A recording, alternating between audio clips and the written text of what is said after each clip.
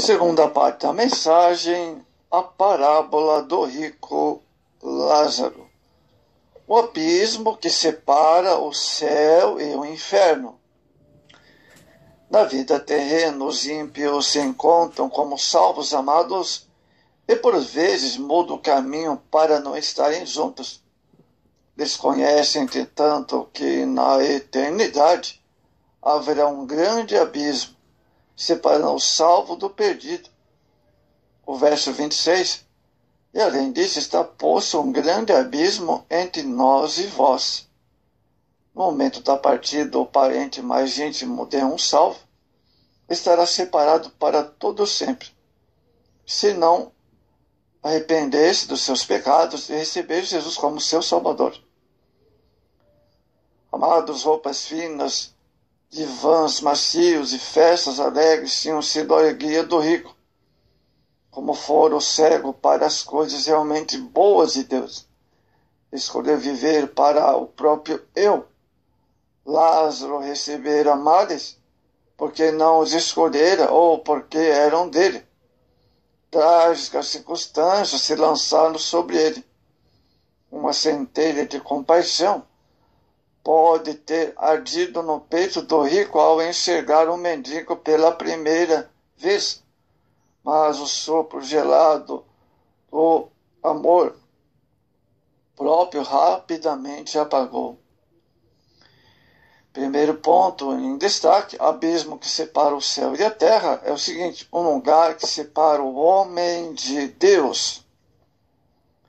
No Hades, o rico sentiu a separação de Deus e desejou que alguma coisa fosse feita em favor dos seus irmãos, verso 28. Ele sentiu o desespero daquele lugar, a solidão de uma alma diante de Deus, verso 46.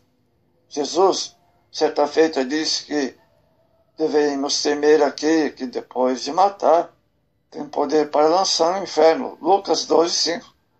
Lugar preparado para o diabo e seus anjos, Mateus 25:41. O Hades, no hebraico, é Seol, era o lugar dos espíritos mortos antes da ascensão de Cristo. Tanto os bons quanto os maus iam para o Seol, que dividia em 2 compartimentos. O rico encontrava-se na segunda seção, seio de Abraão e Hades. São estados intermediários, assim como o paraíso agora é o terceiro céu, segundo Coríntios 12:2-4. É uma espécie de sala de espera, onde os justos aguardam a glória final do arrebatamento, quando Jesus vier, no final da grande tribulação, e ressuscitarão. O Hades é uma sala de espera onde os ímpios aguardam o julgamento. Olha só a diferença. Daqui estão enviados ao inferno final, o lago de fogo. Outra coisa importante, um lugar que separa os salvos e perdidos. O rico, segundo mostrou Jesus, que não sentiu horror dos pecados, mas apenas a agonia dos sofrimentos. Reclamando, disse: Pai Abraão, tem misericórdia de mim, e manda Lázaro que molhe a água à ponta do seu dedo e me refresca a língua, porque estou atormentado nesta chama. Verso 24. Esse homem desconhecia a realidade da separação entre salvos e perdidos. Por isso Abraão exclamou: e, além disso, está posto um grande abismo entre nós e vós. Verso 26. Não se diz quanto tempo Lázaro passou à porta do rico, mas foi suficiente para este, ao entrar e sair, conhecia as suas afeições, pois reconheceu logo ao vê-lo no seio de Abraão. Não podia, portanto, alegar ignorância às necessidades do mendigo, ou seja, o rico Lázaro fazia vista grossa e não ajudava o mendigo em suas necessidades.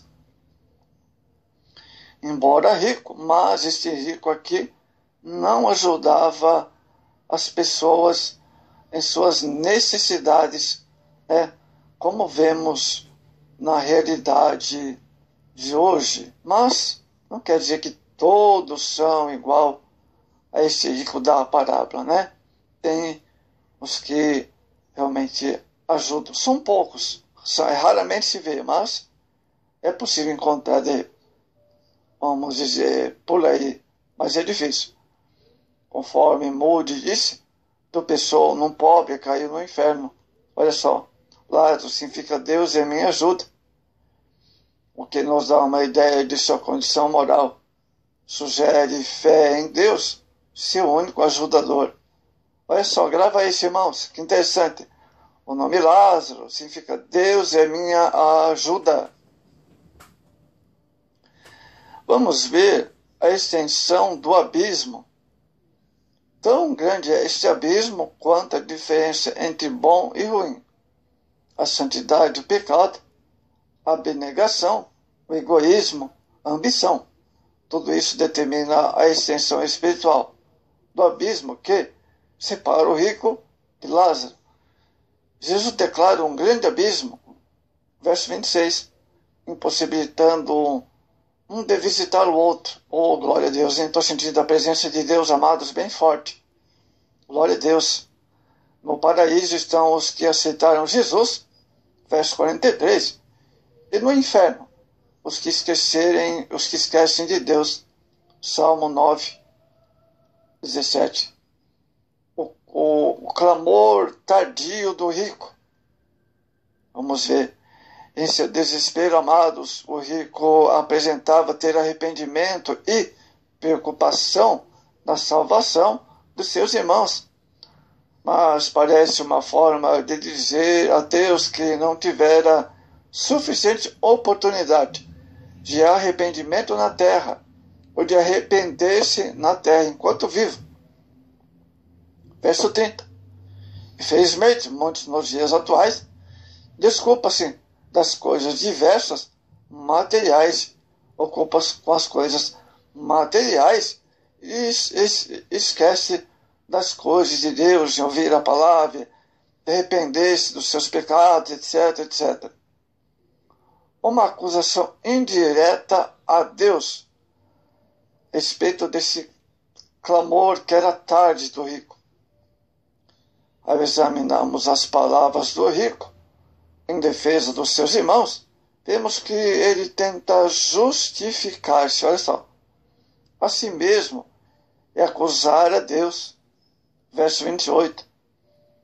Pois tenho 5 irmãos, para que ele dê testemunho, a fim de que não venham também para esse lugar de tormento.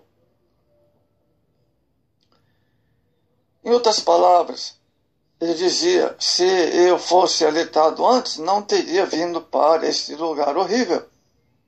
Envie alguém aos seus irmãos. Mas a resposta de Abraão é severa. Tem Moisés e os profetas, ouça-os. Verso 29 dessa mesma parábola. Reclamando disse, pai Abraão, firmava-se ele ainda na esperança de que seus privilégios naturais lhe dessem alguma vantagem, amados, olha só. E alegava ser Abraão antepassado seu, não percebendo que estava somente aumentando a sua culpa, porque fora lançado no lugar de tormento, porque não andava nos passos generosos do fiel Abraão. Ele era infiel. Clama agora por um amigo, alguém que lhe conceda um mínimo de alívio às suas dores. Abraão informa-o de que 2 leis eternas impossibilitam a concessão do perdido. Um desprezo à palavra de Deus que o rico fez. Vamos ver? O rico suplicante desejava que Lázaro fosse ter com seus. Rogo-te, te mandes à casa de meu pai. Verso 27. Com essas palavras, ele desprezava a palavra de Deus, que era anunciada pelos profetas do Senhor. Se sua família não cria na palavra de Deus, como criam no fantasma? Olha só, muito bem, infelizmente, muitos ainda hoje vivem enganados por inimigo, que como um anjo de luz, segundo Coríntios 11:14, vive trazendo mensagens do além, a fim de deturpar a verdadeira mensagem de Deus. Carta de 1 João, capítulo 1, verso 5. Uma demonstração de sua ignorância espiritual. Vamos ver aqui sobre a ignorância do rico. A resposta de Abraão, o rico, mostra a descrença que havia no coração dos seus. Se não houve a Moisés e aos profetas, tampouco acreditarão, ainda que alguém dos mortos ressuscite. Verso 31 da parábola. E revela a incredulidade dos seus familiares, que não criam na mensagem dos profetas. E certamente não queriam, ainda que alguém ressuscitasse. Isso mostra a realidade do mundo afastado de Deus. Olha só, hein? Isso mostra a realidade do mundo afastado de Deus. Segundo Coríntios 4:4. Para concluir essa parábola, amados, Deus nos permite invocar, Deus não aceita invocar espírito de mortos. Lucas 16:31. Os que não creem em sua palavra perecerão sem remédio. Tem Moisés e os profetas, ouça-nos. Verso 29. Uma única maneira de salvar o homem do tormento é através da palavra de Deus. As Escrituras, por ocasião da parábola, só existia o Antigo Testamento. Deus deu à igreja a responsabilidade de pregar o Evangelho. E segundo Paulo, é o poder de Deus para salvar todo aquele que nele crê. Romanos 1:16.